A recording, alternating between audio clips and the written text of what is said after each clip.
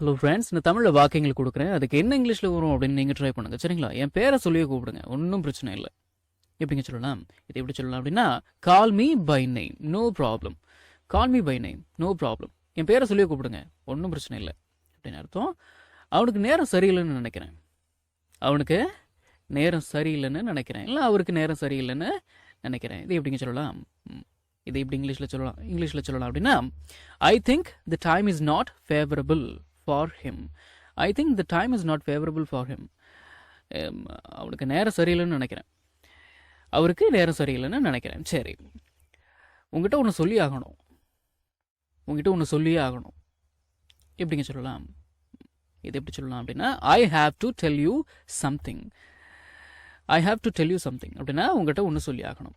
I have to tell you something, உங்ககிட்ட ஒன்று சொல்லி ஆகணும் அப்படின்னு அர்த்தம். சரி, எனக்கு என்னவோ இது சரியா படலை. இதை இப்படி இங்கிலீஷில் சொல்லலாம் அப்படின்னா, it doesn't feel right to me. அப்படின்னா எனக்கு என்னவோ இது சரியா படலை அப்படின்னு அர்த்தம். சரிங்களா? சரி, நான் சொல்றதை கேளு, என் பேச்சை கேளு அப்படின்னா நம்ம தமிழில் பேசுறது உண்டு இல்லைங்களா? சரி, எப்படி பேசலாம்? நான் சொல்றதை கேளு, என் பேச்சை கேளு. இது எப்படி இங்கிலீஷில் சொல்லலாம் அப்படின்னா, லிசன் டு மீ அப்படின்னா நான் சொல்றதை கேளு, என் பேச்சை கேளு அப்படின்னு அர்த்தம். மனசில் வச்சுக்கோங்க. சரி, நான் சொல்றதை கேட்கவே மாட்டியா நீ? நான் சொல்றதை கேட்கவே மாட்டியா? won't you listen to me? என் பேச்சை கேட்கவே மாட்டியா நீ? நான் சொல்றதை கேட்கவே மாட்டியா நீ அப்படின்னு அர்த்தம். சரிங்களா? மனசில் வச்சுக்கிட்டு பேசுங்க. சரி, நான் சொல்றதெல்லாம் அவன் கேட்க மாட்டான். அவன் எங்க கேட்குறான்? நான் சொல்றதெல்லாம் அவன் கேட்கவே மாட்டான். இது எப்படிங்க சொல்லலாம்? கொஞ்சம் யோசிங்களேன். he won't listen to me. இந்த won't அப்படிங்கிறது won't அப்படின்னு இந்த இடத்துல வச்சுருங்க. சரிங்களா? he won't listen to me. நான் சொல்றதெல்லாம் அவன் கேட்க மாட்டான், என் பேச்செல்லாம் அவன் கேட்க மாட்டான், நான் சொல்றதெல்லாம் அவன் கேட்க மாட்டான். அதெல்லாம் எங்கே கேட்குது? புரியுதுங்களா? சரி, அவன் யார் சொல்றதையும் கேட்க மாட்டான், அவன் யார் பேச்சையும் கேட்க மாட்டான். எப்படிங்க பேசலாம்? he won't listen to anyone அப்படின்னு சொல்லுங்க. சரிங்களா? he won't listen to anyone. நான் திரும்பவும் சொல்றேங்க, இந்த won't அப்படிங்கிறத பேசும்பொழுது won't அப்படின்னு உச்சரிங்க. சரிங்களா? he won't listen to anyone. அவன் யார் சொல்றதையும் கேட்க மாட்டான். புரியுதுங்களா? சரி, அவ சொல்றதெல்லாம் கேட்காத. அவ சொல்றதெல்லாம் ஏன் கேட்குற நீ? அவ பேச்செல்லாம் கேட்காத நீ, அவ சொல்றதெல்லாம் கேட்காத. Don't listen to her. அப்படின்னா அவ சொல்றதெல்லாம் கேட்காத, அவ பேச்செல்லாம் கேட்காத அப்படின்னு அர்த்தம். என்னை கோவப்படுத்தாத, தேவையில்லாம என்னை கோவப்படுத்தாத. நீ என்ன கோவப்படுத்தாதே, என்ன கோவப்படுத்தாத. எப்படி பேசலாம்? டோன்ட் மேக் மீ ஆங்க்ரி அப்படின்னு பேசுங்க. சரிங்களா? என்ன கோவப்படுத்தாத, டோன்ட் மேக் மீ ஆங்க்ரி. சரி, என்னால் அவளை மன்னிக்க முடியாது. எப்படி பேசலாம்? I can't forgive her. என்னால் அவளை மன்னிக்க முடியாது அப்படின்னு அர்த்தங்களா? சரி, அவருக்கு கால் பண்ண, ஆனால் லைன் பிஸியாக இருந்துச்சு. இல்லைனா அவனுக்கு கால் பண்ண, ஆனால் லைன் பிஸியாக இருந்துச்சு. எப்படிங்க பேசலாம்? யோசிங்களேன். அவருக்கு கால் பண்ணேன், ஐ கால்ட் ஹிம். நான் அவருக்கு கால் பண்ணேன், இல்லை நான் அவனுக்கு கால் பண்ணேன். But the line was busy. ஆனால் லைன் பிஸியாக இருந்தது.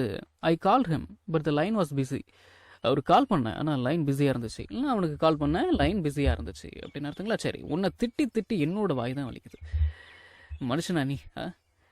உன்னை திட்டி என்னோட வாய் தான் வலிக்குது. எப்படிங்க பேசலாம்? உன்னை திட்டி என்னோட வாய் தான் வலிக்குது. கொஞ்சம் யோசிக்கலாமே. தமிழில் இவ்வளோ பெரிய வாக்கியமாக இருக்குது. இதை இங்கிலீஷில் எப்படி பேசலாம் அப்படின்னா, my mouth hurts by scolding you. உன்னை திட்டி என்னோட வாய் தான் வலிக்குது. My mouth hurts by scolding you. சரிங்களா? ஒரு தடவைக்கு 2 தடவை பேசி பாருங்கள், தன்னால் வந்துட போகுது. சரி, எனக்கு தெரியாமல் என்ன பண்ணிட்டு இருக்காங்க?